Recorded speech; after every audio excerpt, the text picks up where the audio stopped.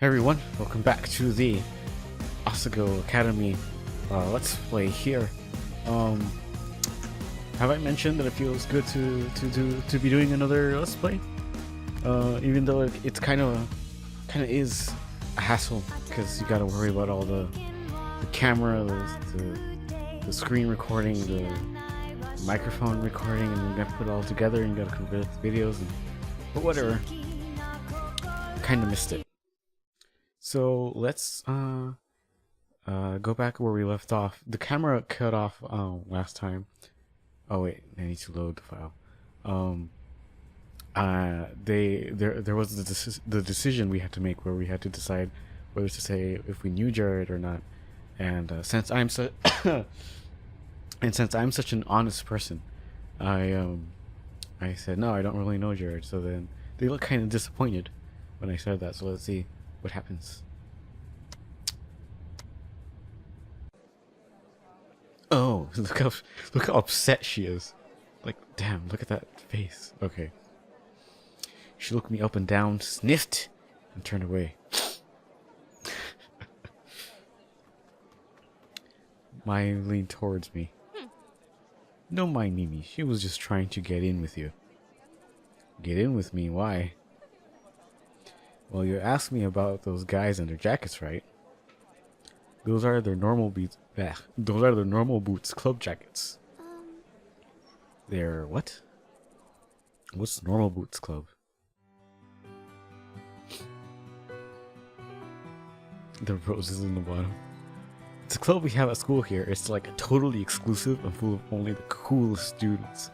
Like the gamers of the school were ever the coolest members of the.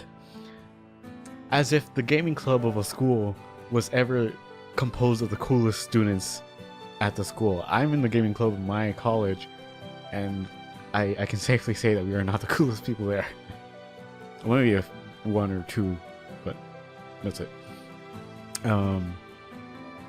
Yeah, so they get together and play video games. It's expected. Or something. Okay, you don't even know? That one right there is John, also known as Jontron. His birth name is Jock. That's what it is, right? Jock. John is also the president of the drama club. For some reason, I feel like that would suit him. He's very dramatic in his videos. Next to him is PBG. Oh yeah. He and John founded the Normal Boots Club together. PBG is one of the best soccer players on our team. I think PPG did say that he played soccer at one point, but not a lot. I know he likes basketball. Yeah. Then there's Gerard. People call him the completionist because he's obsessed with completing things. He has the biggest itty bitty kitty collection I've ever seen. What? Okay. Next to him is Jared, also known as Pro Jared. He's a model. Is he now? Then there's Satchbag, but everyone calls him Satch. He's like crazy smart. Those guys over there are Paul, Nick, and Josh. They write a column in the school newspaper called Continue. I had to read it in the voice. Paul, the one standing up, is the student council president. And the guy on the end there is Shane. He knows more about video games than anyone. Ever.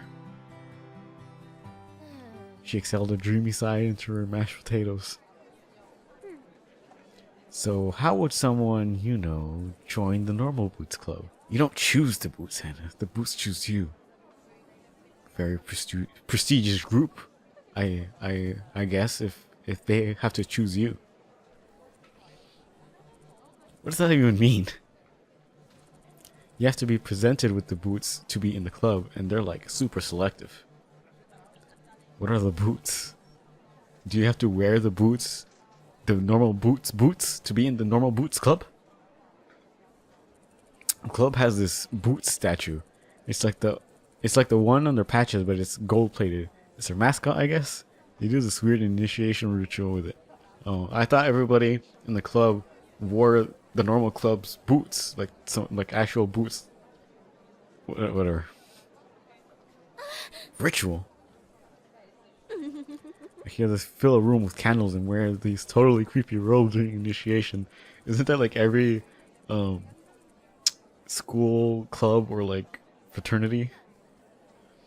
This year 2 girls said she saw it once and they were all like chanting around the booth. And it sounded like they're talking backwards. But I don't believe her, and even if it's true, I don't care if they're a cult. Because they're all really... Alright. Do they have a lot of friends? Yeah, tons of friends. Actually, they're the most popular kids in school. I mean, everyone in the school totally looks up to them. I bet they could get any girl.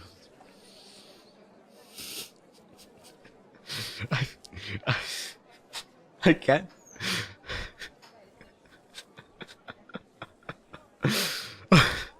Let's just keep on going. Or...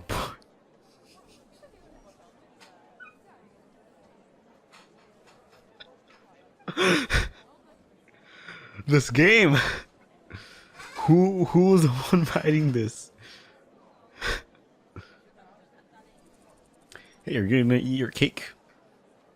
I shook my head and pushed the plastic tray across the table to her. For the remainder of the lunch, I listened to Mai talk about Jared through mouthfuls of half-dissolved frosting. Back at the dorm, I sorted through the pile of textbooks the school left for me. My radio was playing a poppy tune, equal parts music to static. That's why I hate the radio. Mai fervently scribbled in a notebook at her desk, hunched over it with a strikingly poor posture. Hey! Hey, Mai. She didn't bother to look up. Am I supposed to have a textbook for History 309? She shuffled through the papers on her desk before producing a thick textbook. A demure man in a powdered wig frowned at me from the cover. I've never seen that word before. I should look it up. Should I do it right now, though? No. Yeah, this one. I sighed. I don't have that one. The school must have missed it. Mai shrugged and set the textbook back in her pile. They have a bunch at the library. You can just check one out. Where's the library? Mai rifled through her notebook and wrote something down. She tore the page out and handed me a crudely drawn map. Oh. Okay. Well, I'll be back in a little bit. It took me at least 20 minutes to find the library. Is the school that big or was the map that bad? By the time I realized I was holding the... That answers the question. By the time I realized I was holding the map upside down, the sun was setting. The library was much larger than I expected. The walls lined from floor to ceiling with books of all sizes on rough wooden shelves. Intimidated, I headed for the front desk. A recognizably green and gray jacket was bent behind the counter. Normal boots. I briefly considered running away. What? What? You see a person from the Normal Boots Club and you consider just running out of the library, like... Okay. Hey. Can I help you? Too late. Yeah, the school forgot to give me one of my textbooks. I was told I could get it here. Which one is it? History 309 textbook. He stepped from behind the counter and motioned for me to follow. We dodged between the aisles in a comfortable silence. In a comfortable silence? I've never heard of silences being comfortable. He seemed friendly enough. I should say something. What was his name again? Shane? Gerard? John? No, not John. Satch. That was my phone. My phone is reminding me that I need to eat. It sounds retarded, but it's true. I'll just leave it at that. Oh, you work here? Or you work here? Of course you work there. Work here. I can't read today. He chuckled, dimples appearing in his cheeks. Yeah, I'm the librarian's assistant. It's my second year and I love it. I get to help people find books that speak to them. Okay. His eyes twinkled like a kid's on Christmas. Your book's right down here. He stopped at a row of thick, dusty books. Was this all history? And pulled out the book with the powder-wigged man I saw earlier. Thanks. He waved his hand. It was nothing. Do you need help? Do you need help with anything else? I wanted to make a good impression on the Normal Boots Club, but I couldn't come up with anything. No. Thanks. Copacetic. What did he say? I couldn't hear. I had my volume kind of low.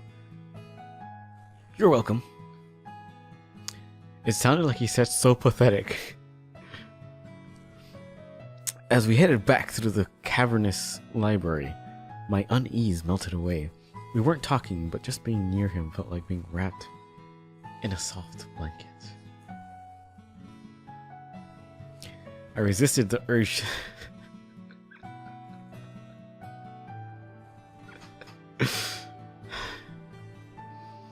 I resisted the urge to snuggle up to him.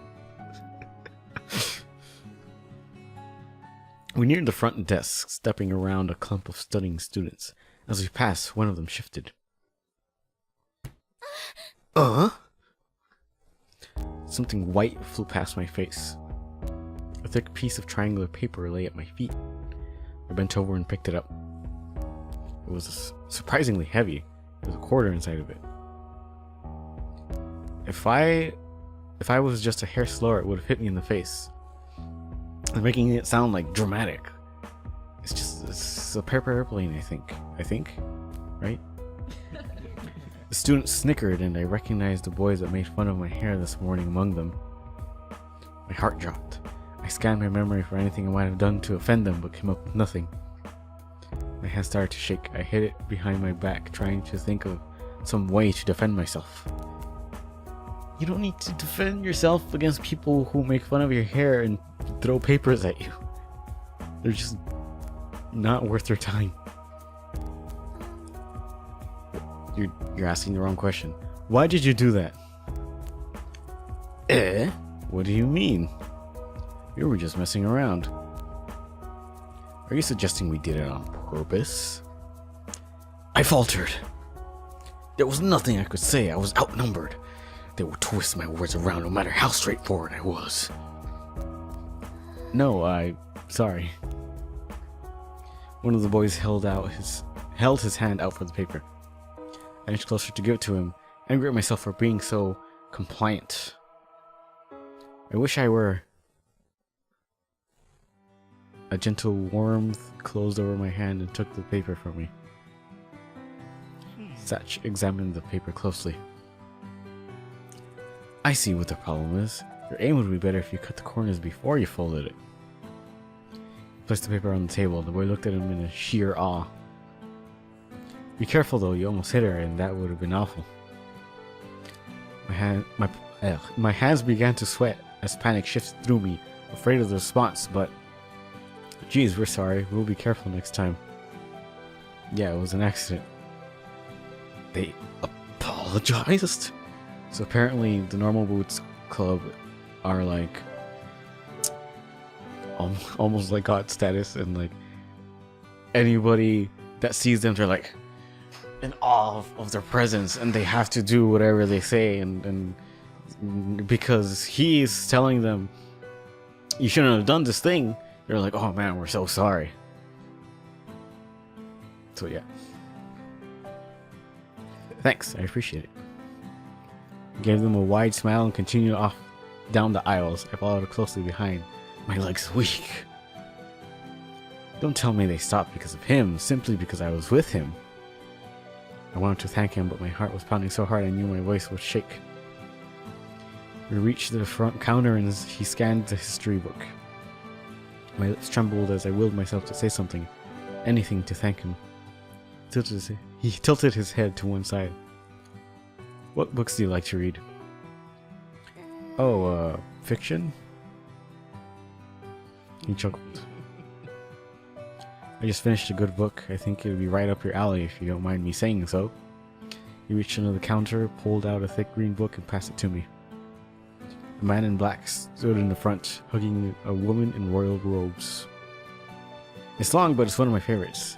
The Princess Betrothed.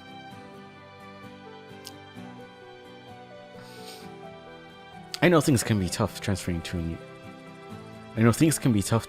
new school. If you're ever worried, just read this. It'll transport you 100 miles away in a second. Tears stung my eyes, so I ducked my head. Satch. It's like so overly dramatic about shit that's just not. Thank you, Satch. For more than just the books. You're welcome. Oh, I'm sorry. I don't think I got your name. My name is Hana Mizuno. What she said. I'm a transfer student. Hana. Well, it's nice to meet you, Hannah. Let me know how you like the book. I will. That couldn't have gone better. Not only was Satch impossibly kind, but being around him felt easy, refreshing. Like being doused in the midst of a waterfall. Oh gosh, what was I thinking? My cheeks hot, I left the library, 2 surprisingly heavy books under one arm. I settled into bed, eager to get started with my new reading material, but Maya was sitting at her desk, carving a pencil idly into the pages of a notebook. Every few minutes, she released a long, drawn-out sigh as though the lead of her pencil whined against the paper. Oh, as though lead of her. I can't read. I need to go back to freaking elementary or something and learn how to read again. I lowered my book and took the bait. Is something wrong, Maya? She let out another dreary sigh. I hope Jared notices me this year. Does Jared know you like him? My whirled around in a feigned shock. I don't like Jared. Is that so? Oh. Closed my book and set it aside, deciding to play along. Well, have you at least tried talking to him? No. I mean, I have before. Why don't you try again?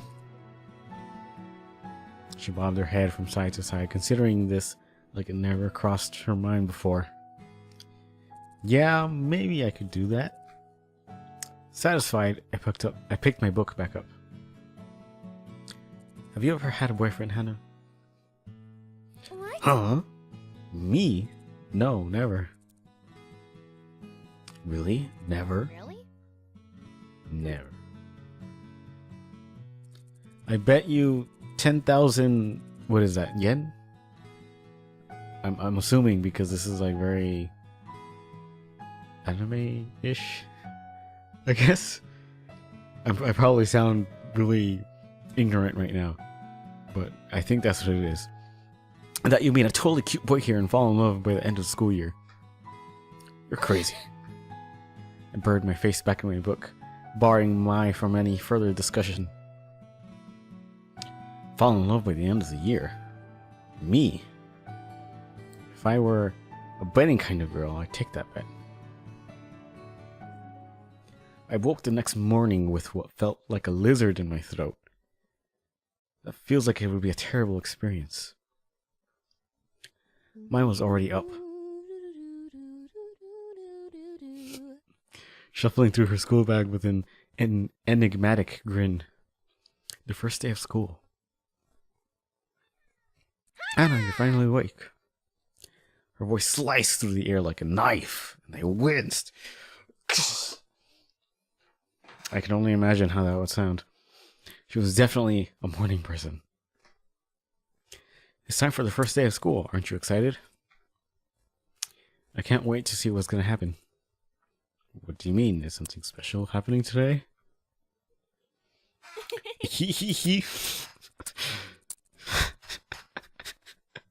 I just realized how dumb that sounded coming from a male voice trying to imitate a female giggle.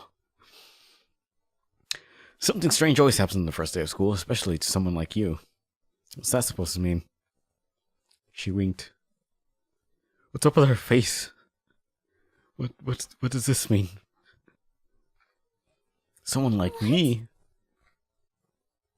You know what I mean. No, I don't. I really don't. She smiled and started messing with a pile of papers on her desk. Shaking my head, I got out of bed and pulled my uniform out of my closet.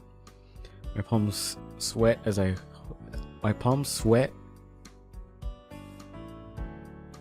Is that the past tense of sweat? Just sweat? It's not sweated? I was sweating. I sweated. I don't know. My palms sweat as I held the gold vest and blue jacket. Was it really possible for things to be different here than they were at home? What if the problem wasn't actually the school? I shook the thoughts out of my head and changed into my uniform. Oh. What is it? You look so cute. Really? Really? Heat crept up my neck. Yes. Yeah. Yes. I was gonna say yeah, but then I added the S at the end, so I said yes. Yes, completely. Your hair matches your uniform so well. You look like a flower blooming straight out of the ground. Thank you. Water stung the back of my eyes, and I turned to start packing my backpack. Why was I getting so worked up about? Why was I getting worked up about something as little as this? I must have gotten less sleep than I thought. Is something wrong? No, nothing's wrong. I'm just happy. How dumb was that? I started crying at the first time with someone being nice to me. I took a deep breath to steady my nerves. I'm not gonna do the laugh again. What an oddly menacing laugh. Thud. All the air left my lungs as something like horse hooves slammed against my back. Irk. You'll do just fine. Don't worry. This is going to be awesome. Wait, did she like slap her in the back or something? I stiffly peered over my shoulder. That was you? Huh? What? Mai stood behind me, her hand raised. Somehow she had the strength of a bodybuilder. Nothing. I was just about to zip my bag up when I spotted the book Satch gave me lying on my nightstand.